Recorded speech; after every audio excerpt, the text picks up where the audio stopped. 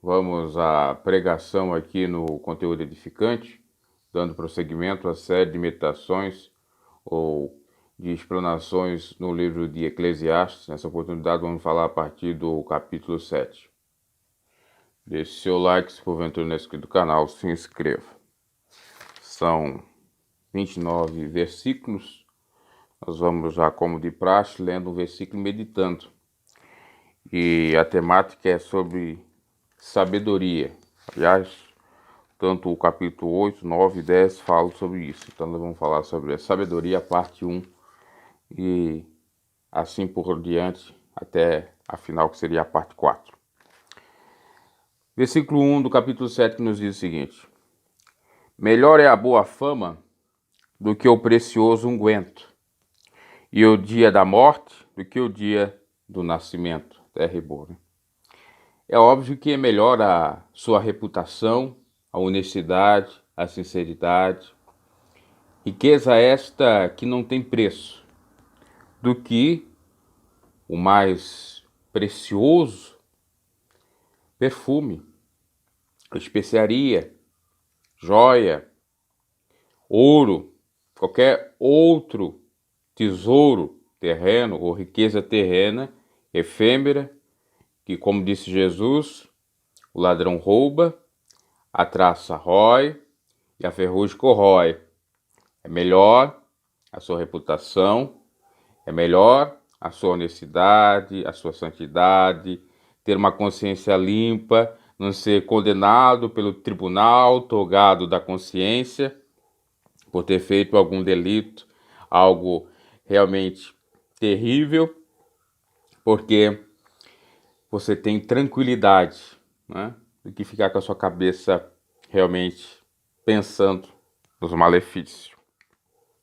Bem como o dia da morte com relação ao dia do nascimento. Eu já falei aqui em outra oportunidade que no Oriente se tem essa cultura de preservar ou de dar mais valor para a morte do que para a vida, diferente de nós aqui no Ocidente, né? Que ficamos maravilhados quando alguém nasce, quando alguém morre, então choramos a beça. Mas lá é diferente, porque eles têm consciência de não finitude, mas infinitude, eternidade. Aqui as pessoas do Ocidente são tão apegadas aos bens materiais, às coisas dessa vida, que não conseguem assimilar ou aceitar o fim das coisas. Nós somos finitos, nós um dia perecemos, deixaremos toda a nossa riqueza. Mas isso é terrível, né? Principalmente para aquele que tem bastante pertences, bens, que é rico, fica desesperado, né? Ter que deixar tudo. Mas se deixa. Agora lá se tem uma concepção diferente. Quando digo lá, os muçulmanos pensam assim. Os islâmicos, até me parece que um pouco do judaísmo também, pensa que morrer está nos braços do Pai, né? Que morrer é melhor porque descansa. E se nós formos analisar pela Bíblia, né? Paulo já disse isso, né? O viver é Cristo e morrer é ganho, é lucro. Porque a vida é Jesus, o caminho, a verdade e a vida. Ninguém vem ao Pai senão por mim. Porque Jesus é o bom pastor que dá vida com abundância. Então, tudo que tem aqui de riqueza é incomparável. Não tem como comparar a riqueza divina de Deus. Aquilo que não subiu ao coração humano, que os olhos não viram, os ouvidos não ouviram, é que Deus tem preparado para aqueles que o amam. Então é muito mais melhor ter a reputação, porque com a reputação, com, de fato, o procedimento de um homem de caráter, da mulher de caráter, honesta, justa, para Deus tem grande valor e é o passaporte para entrar no reino dos céus, ou para ter a presença de Deus aqui na terra e na vida vindoura ter a salvação. Isso é muito mais precioso. Bem como ter a consciência de que você é filho do rei, que você, mesmo sendo pobre, mesmo sofrendo privações nessa vida, você é mais que vencedor e você é um filho do rei, é rico, rico da verdadeira riqueza, da verdadeira bênção, a presença de Deus, da certeza da eternidade nos céus, né? Porque também existe a eternidade lá no outro lado, naquilo que é inferno, depois vai para o lago de fogo, que é a segunda morte, como diz ou nos revela Apocalipse. Mas as pessoas, por dar valor a bens materiais, pelo ter e não pelo ser, desprezam essa recomendação do homem mais sábio que já tivemos na face dessa terra, Salomão. Sabedoria essa, sempre repito, dada por Deus. E por isso nós vemos essas desigualdades todas que existem, né? Essas disparidades, esse capitalismo selvagem. Tem pessoas que criticam o capitalismo. O capitalismo não é o problema é o capitalismo selvagem. Porque você, se quiser, pode ser um capitalista, pode abrir o seu negócio. Você está no Estado Democrático de Direito, por exemplo, aqui no Brasil. Você tem meios para tal. Agora, o pior é você estar num regime que você não pode ter nada, né? Nada pode estar no teu nome, né? Como no socialismo, no comunismo. É tudo do Estado, isso é muito mais pior.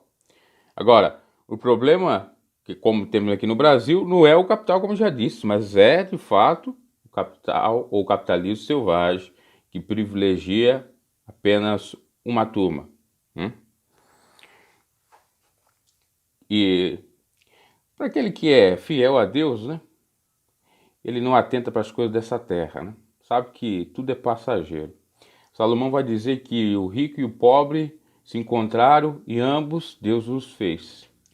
Pobreza ou pobre sempre vai existir. Vai existir por quê? Para que o rico seja humilde, não seja apegado à sua riqueza, que foi dada por Deus, diga-se de passagem, porque Jesus chega a falar que na horta, melhor dizendo, de justo ou injusto, de ímpio ou de justo, ou de pessoas cristãs ou não, chove, bem como o sol radia. Então, é Deus que dá, ou é Deus que permite. E permite para que ele seja humilde, não seja avarento e distribua para os necessitados. Bem como, às vezes, a pobreza sobrevém à pessoa, ou ela nasce já mesmo naquele estado, para que o nome de Deus seja exaltado ou glorificado, porque Deus pode agir com o trabalho ou com as oportunidades que dá para ela, ou o talento com sabedoria, conhecimento, né? E ela também tem que ser humilde em querer receber as ajudas daqueles que podem lhe dar. Enfim, tudo é um trabalhar de Deus na realidade, né? O bom, obviamente, é que todos tivessem a mesma oportunidade. É claro que quando, tem que dizer isso, né? Quando Salomão falou isto, era lá em 900, 1000 anos antes de Cristo. Aí já na igreja primitiva, quase 1000 anos depois, se tem uma nova configuração entre os irmãos, né? Não é um comunismo, não é um socialismo, mas é um cumprir da palavra de Cristo, amar o próximo como a si mesmo. Ambos andavam de acordo e unanimemente, tanto até mesmo com os seus bens, a partilha dos mesmos.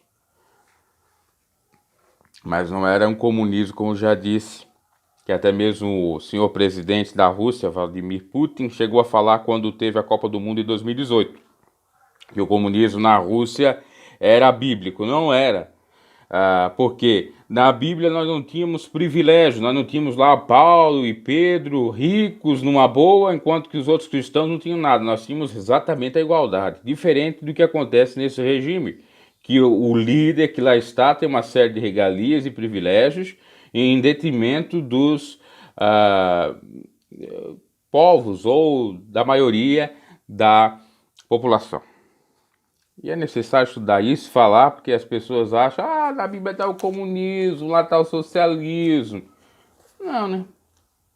A questão do socialismo também tem que ser falada. Uma coisa é o socialismo ideológico, uma coisa é o comunismo ideológico, outra coisa é o social, ou se responsabilizar, a filantropia, que Jesus, claro, pregou isto, né? Agora, não o viés sociológico da organização administrativa política por meio desse regime, vamos dizer assim, do socialismo e do comunismo. Não.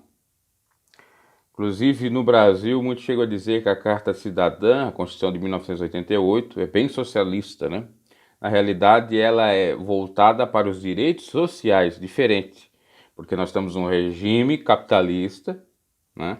Nós estamos numa democracia e ela visa atender democraticamente, né? Como diz uma outra candidata aí, democracia, governo do povo, né? Cracia, governo, demo, povo, do grego, para atender a todos. Isso lá na igreja primitiva se tinha democracia. Tinha, sim, atendimento a todos os cristãos, né? Aí sim. E se preocupava com o social, aí sim. Inclusive, para quem não sabe, a Constituição é bem inspirada em palavra de Deus, na palavra de Deus e no direito canônico. Principalmente está lá o respeitar o princípio da dignidade da pessoa humana. O que é o princípio da dignidade da pessoa humana? É respeitar exatamente o sujeito que está sofrendo, é necessitado. É o amar o próximo a si mesmo, extraído da Bíblia. Melhor é ir à casa onde há luto do que ir à casa onde há banquete. Porque eu já falei disso numa oportunidade. No luto você vê o fim de todas as coisas, faz uma reflexão, uma autocrítica e se você realmente começar a refletir, vai pensar que não adianta vanglória, soberba, achar que é o tal, né? Por conta de dinheiro, de nada, porque tudo se vai. Tudo se vai, melhor dizendo. Nada fica aqui. E assim sendo, o que vale é o fato de temer a Deus e fazer o bem ao próximo nesse sentido. Que é melhor você ir à casa do luto do que na casa do banquete, que lá você só tá naquela alegria, naquela euforia, perdão, e ilusão e tal, e não reflete, e faz mal ao trem, fica naquela chocarrices, brincadeiras de mau gosto, fazendo mal à sua psique, à sua alma, etc, etc. Pois ali é aí que o Salomão vai dizer, pois ali se vê o fim de todos os homens, é verdade. No banquete você não vê, você acha que é até eterno, né? E os vivos o aplicam ao seu coração. Quem é sábio aplica. Melhor é a tristeza do que o riso, porque com a tristeza do rosto se faz melhor o coração. Tristeza, né? Muitos não gostam de ficar tristes, mas é necessário. Não tem como nós ficarmos alegres o tempo todo. Já tem até uma música aí, né? Eu não consigo ser alegre o tempo inteiro. É claro, é inerente à nossa própria condição humana. Uma hora nós vamos chorar de alguma maneira, ou por emoção, ou por saudade. Algum motivo vai ter. E até faz bem, né? Lacrimejar para os olhos e tal. Tem estudos aí. Pior é não derramar lágrima. Pior é ter um coração endurecido, né? Cheio de mágoa, de rancor, porque também quando você chora, se compadece, você também faz uma espécie de desabafo, de terapia, faz bem para tudo. Também tem esse detalhe. Então melhor é a tristeza do que o riso, porque com tristeza do rosto se faz melhor, o coração se faz mesmo. Quando há contrição, quando há arrependimento. Inclusive lá em Coríntios vai falar acerca de um dos detalhes ou características de uma pessoa arrependida, que é a contrição, que é o choro, como Pedro chorou amargamente quando cumpriu-se aquilo que Jesus disse, que ele iria negar antes que o galo cantasse 3 vezes. Diferente de Judas Iscariotes, que não chorou, foi se matar.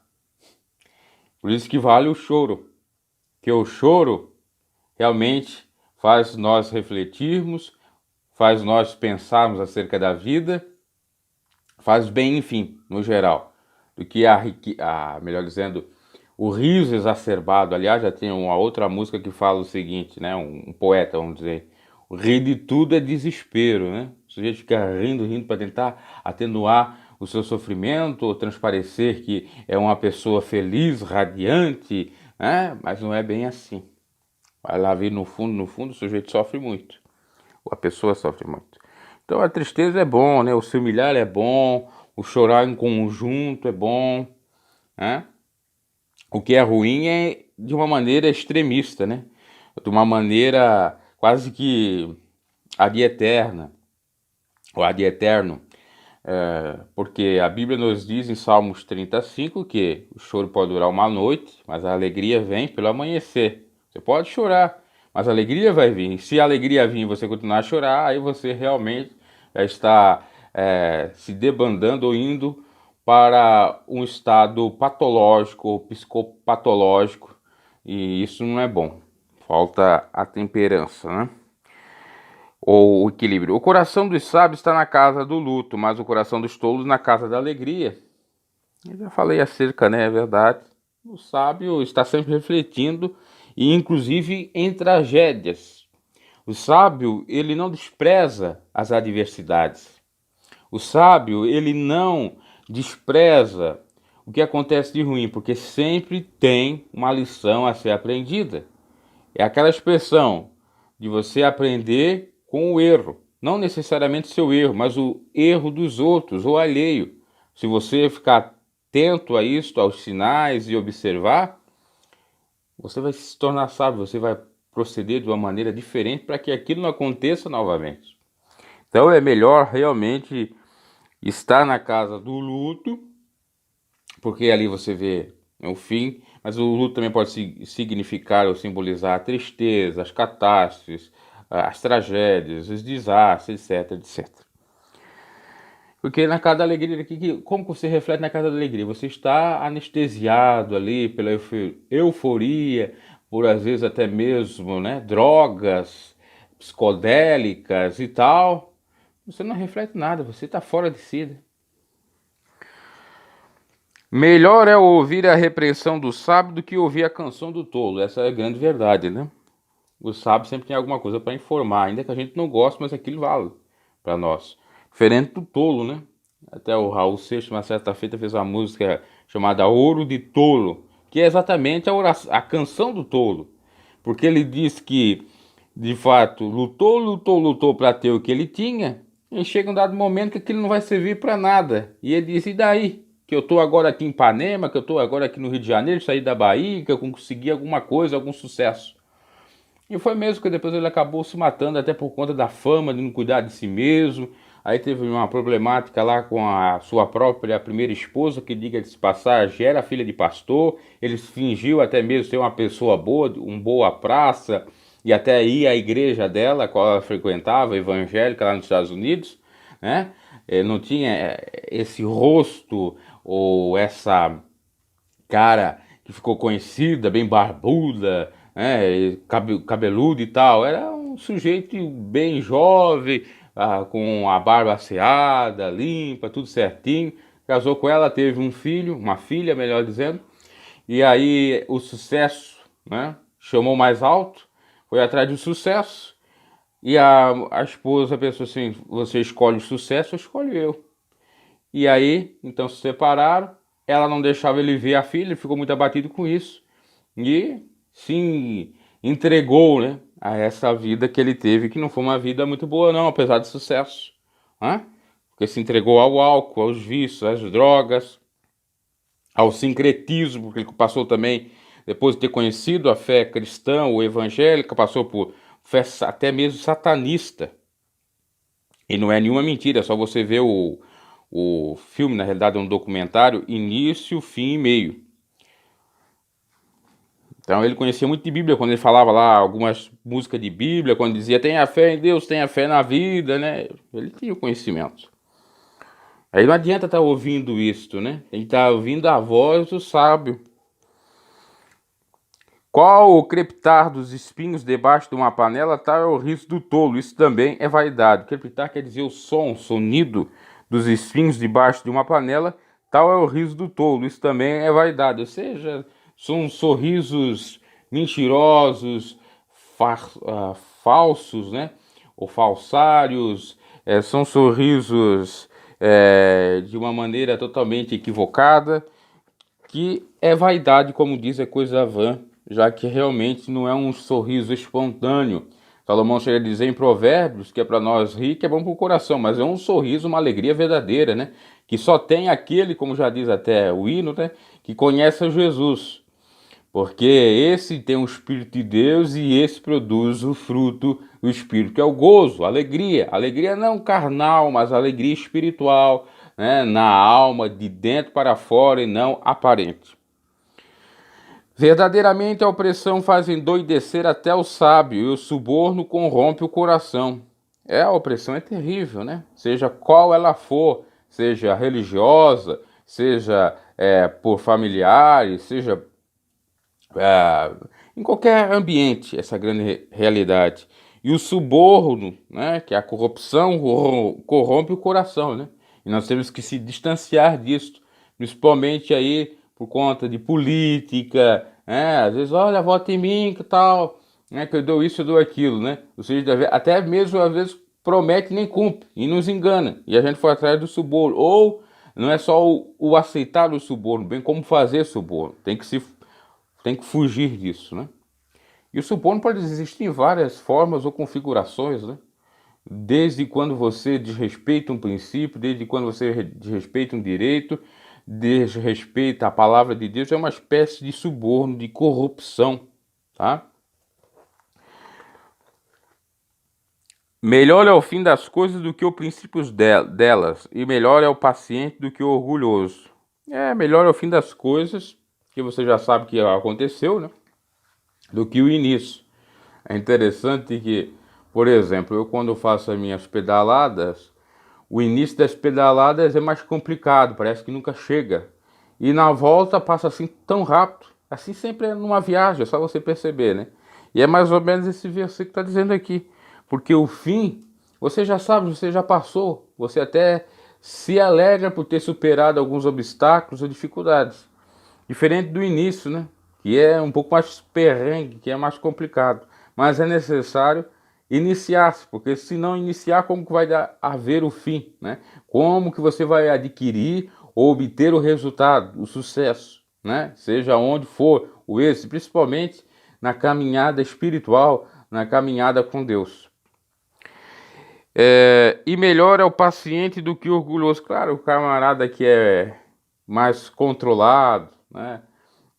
Mais nesse sentido equilibrado e que não se exalta por nada, que é paciente, esse tem mais vantagem do que o orgulhoso, que realmente é algo tão terrível. E o orgulho pode se dar de várias formas, né? Às vezes num olhar, num piscar de um olhar, né? Não precisa necessariamente falar, ou numa atitude, coisas dessa natureza. Não te apresses no teu espírito a irar-te, pois a ira abriga-se no seio dos tolos. A Bíblia diz, né? Isso já no Novo Testamento, que podemos se irar. O problema é não. O problema que não deve ser feito é você se indignar por muito tempo. Irai-vos, mas não pecai-vos. Não ponham o sol sobre a vossa ira, né? Também o apressar para irar de qualquer maneira, de uma maneira precipitada, também é equivocado, né? Porque você não sabe exatamente se isso é verdade. Agora, se você tem uma certeza, né, tá mais do que comprovado, você pode se indignar, no entanto, também não fazer aquilo, daquilo sempre a sua vida, né? Ou você sempre está falando daquilo, né? Com mágoa, com rancor e não parando de falar acerca da mesma coisa. Pois a briga no seio do tolo, sim, tanto o apressar para irar como irar de uma maneira sem interrupção. Não digas porque foram os dias passados melhores do que esses, pois nunca com sabedoria perguntarias. Porque a gente não sabe do futuro. Não digas porque foram os dias passados melhores do que esses, porque nunca sabedoria. Mas não sabemos, pode ser que o futuro seja bom, né? Bem como a gente não pode dizer que o que eu estou passando agora é ruim. O que no passado, aliás, o que no passado eu passei momentos ruins e que agora eu estou mais ou menos bem, né? Porque não sabe se o futuro pode passar dias mais piores ainda, né? Então a gente não pode ser um pouco precipitado nesse sentido. Até tem a expressão, né? Era feliz e não sabia, né? Mas não é bem assim, né? Tão boa é a sabedoria como a herança, e dela tiram proveitos que vêm o sol. A sabedoria é boa com a herança. E aqui trata-se, obviamente, de bens materiais. E a gente pode, obviamente, também, perdoa a redundância, falar dos bens espirituais. Mas por que é bom ter sabedoria e herança ou bens? Porque o sujeito com sabedoria, ele não torra tudo, ele não é um filho pródigo, né, que Jesus cita, ele não é um dilapidador, ele não sai por aí torrando a grana, torrando os seus bens, destruindo tudo. Ele é sábio, ele é comedido, ele não é soberbo também, não é um sujeito que seja apegado, avarento com as coisas dessa vida, né? Apegado com essas coisas. E ele ajuda quem pode ajudar, ele também controla as suas finanças, ele é equilibrado. É nesse sentido que Salomão está falando, bem como aqueles que têm a herança divina e têm os bens de Deus, né? Os dons ele não se exalta porque tem, né? E ele é humilde e ele é sábio, porque exatamente ele não é soberbo, e ele faz a obra por amor e temor a Deus, não por ganância, não por vanglória. Nesse sentido dá para se meditar. A sabedoria serve de sombra, versículo 12, como sombra serve o dinheiro. Mas a excelência da sabedoria é que dá a vida ao seu possuidor. Então ele explica o que ele está dizendo. A sabedoria serve de sombra, assim como sombra é o dinheiro, né? Porque se nós for analisar nessa vida, nada é real, né? Tudo é efêmero. Efêmero é ligado à própria sombra, né? Que só existe porque tem algo maior, que é real. A sombra é algo que não existe. Mas a sabedoria, como ele diz, é a excelência, mas a excelência da sabedoria que dá a vida ao seu possuidor. Claro, o possuidor para ter os bens, as heranças, se não for sábio, como já disse, vai perder tudo. E digo passagem, é sombra porque, de fato, a sabedoria real, os bens reais, é no campo espiritual, né? Após esta vida. Vamos dar uma adiantada aqui. Atenta para a obra de Deus. Quem poderá endireitar o que ele fez torto? Ninguém, né? Já tem até a expressão, um pouco nosso torto não se endireita. No dia da prosperidade, 14, goza do bem, mas no dia da adversidade, considera. Deus faz a essa imposição aquele, para que os homens, ou para que o homem nada descubra do que há de vir depois dele. É interessante esse versículo, inclusive dá para fazer uma baita de uma pregação. Mas é que muitos cristãos, né? A grande realidade só quer saber de prosperidade, teologia de prosperidade, bênção, mas não quer considerar o dia de adversidade, que tem que considerar porque também foi feito por Deus. Serve como provação, serve como, de fato, uma prova para aquele e aquela que é cristão, saber vencer os dias, sejam qual eles forem, né? E temendo a Deus, e honrando a Deus, louvando ao Senhor, e não o desprezando.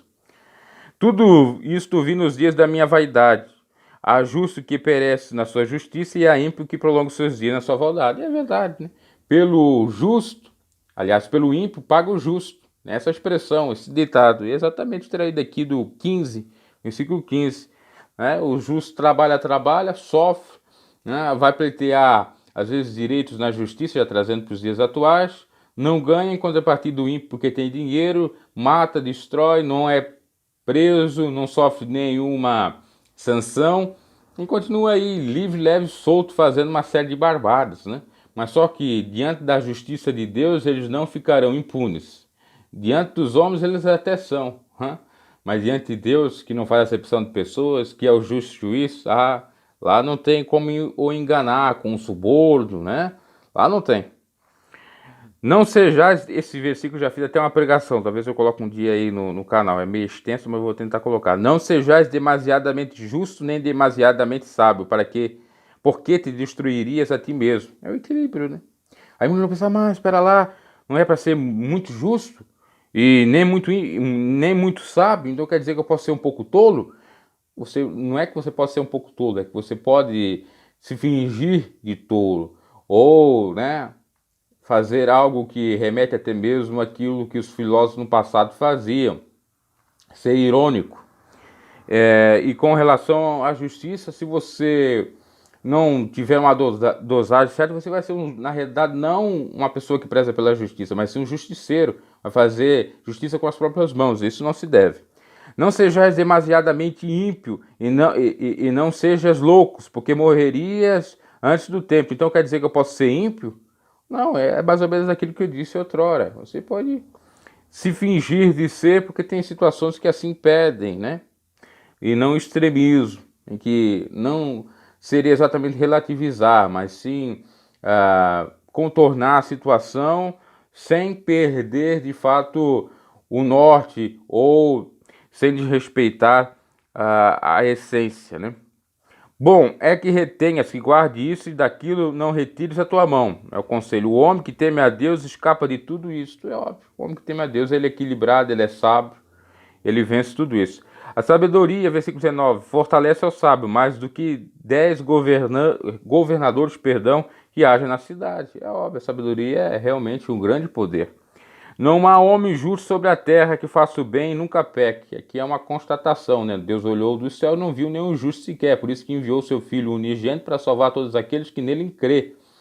Então, essa de você dizer, não, eu sou santo, eu sou perfeito, você, se assim procede, é um mentiroso, conforme diz São João. Se dissermos que não temos pecado, estamos mentindo e não estamos na luz. Mas se confessarmos nossos pecados, nós temos um advogado, o qual seja Jesus Cristo, que intercede diante do justo juiz, Deus, pelos nossos delitos, para, obviamente, termos o perdão. Não apliques o teu coração a todas as palavras que se disserem, para que não venhas a ouvir que o teu servo te amaldiçoa. Isso é bom, né? Você ter um controle de não ouvir muita fofoca, mexerico, porque senão você não vive. E não ouvir principalmente frases negativas ou que as pessoas te rotulam, falam que você é isso, que você é aquilo, que você não é, né? Ainda até mesmo que você tenha aqui algumas oportunidades de falar, né? Para que fique bem claro que você não é, mas sempre vai ter aquele, né, que é invejoso e quer fazer mal para você, que vai continuar a falar besteira, mentiras, né? Inverter tudo que você falou. Então não é para dar bola ligar, né? Porque uma hora eles vão ser ceifados, uma hora eles vão pagar. Porque o homem mau vai de mal a pior, enganando e sendo enganado. Eles vão ter a consequência. Tudo como semear, ele vai colher. Pois sabes no teu coração que muitas vezes tu mesmo amaldiçoaste os outros. Também tem isso, né? Às vezes a pessoa fica abatida porque um fala dele ou amaldiçoa, mas também você já fez algo errado. Então, considere isto, né? E no caso que eu falei lá anteriormente, é para aquele que não cometeu esse ato. Tudo isso inquiri ou busquei com sabedoria, e disse, sabedoria adquirirei. Versículo 23, mas ela ainda estava longe de mim. Claro, você vai morrer, não vai ter sabedoria toda nessa vida, né? Já diz uma expressão que a sabedoria é como fosse uma gota no oceano. Ela é muito maior do que nós. Vamos morrer, não vamos aprender tudo. Longe está o que já se foi, e muito profundo. Quem o achará? Está falando da sabedoria, versículo 24, 25. Assim determinei em meu coração sabedoria, saber, inquirir, buscar, né, ou procurar, ou buscar com mais afinco, a sabedoria e a razão. É necessário razão, né, a racionalidade, o meio, não seria o meio termo, mas o equilíbrio. E conhecer que a perversidade é insensatez, é coisa terrível, ou que não é sábia. E a estultícia, a tolice é loucura. 26. Achei uma coisa mais amarga do que a morte, a mulher cujo coração são redes e laços e cujas mãos são grilhões. Quem for bom diante de Deus escapará dela, mas o pecador virá a ser preso por ela. Claro, aquele que teme ao Senhor escapa de todo malefício, porque ele está submetido à vontade de Deus, resiste à tentação do inimigo e ele fugirá dele, né? E no caso da mulher que está falando aqui, é da mulher perversa, não é da mulher cristã sincera, é da mulher meretriz, da mulher que não teme a Deus, né? E tem muitos que acham que essa aqui é uma expressão machista, misógina, não é verdade. Está falando apenas de uma verdade, assim como existem homens que não são tementes a Deus que fazem uma série de barbáries, é nesse sentido. Vedes aqui, isso achei, diz o pregador, ele mesmo, conferindo uma coisa com a outra para achar a causa. Causa que a minha alma ainda busca, mas não achei. Um homem entre 1000 achei, mas uma mulher entre todas não achei, né? Aí é uma certa depressão, entre aspas, dele, uma constatação um pouco negativa, né? Isso tão somente achei. Deus faz o homem reto, mas os homens buscaram muitas astúcias. Aqui ele está dizendo que não viu uma mulher talvez que lhe agrade, achou alguns homens mais ou menos, né? Aí é da sua própria óptica, mas o que ele diz no versículo 29 derradeiro é muito interessante, né? Algo que eu constatei ou achei. Deus faz o homem reto, é claro que Deus fez o homem reto. Mas os homens buscam as astúcias, né? Adão e Eva pecaram, e tantos outros pecaram, né? E nós pecamos também, né? Não fazemos aquilo que agrada o Senhor, mas na essência Deus nos fez, né, como imagem e semelhança dele para fazer exatamente a sua vontade. Então é nisso que a gente tem que, de fato, atentar, tá? E eu nesse último aí ponto fui um pouco mais rápido porque não tenho muito tempo aqui para explanar acerca desses versículos. Talvez na outra oportunidade até eu volte um pouquinho alguns versículos que eu queria meditar com mais detalhes, ok? Deixe seu like, comente acerca desse livro que é muito importante. Leia o livro de Eclesiastes, você vai ter muita informação para o seu cotidiano. Peça, obviamente, sabedoria a Deus, o discernimento, para também não fazer coisas exageradas, mas à luz do Evangelho. E até a próxima. Paz de Cristo para todos.